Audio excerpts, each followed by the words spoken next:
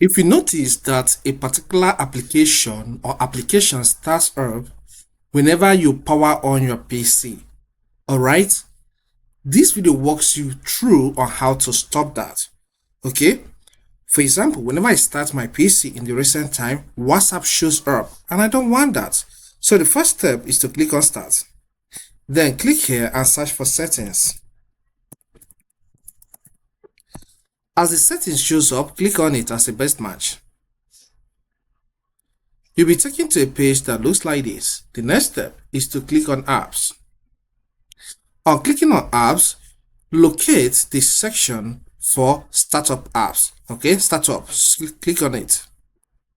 Then this will show you some apps that start up once you launch your PC. And one of them here is WhatsApp, which I don't want in this case. So when you get to that WhatsApp, click on this button for it to be turned off. And you're good. If this content helps, consider subscribing. Leave a comment in the comment section and hit the like button. Thank you and see you some other time.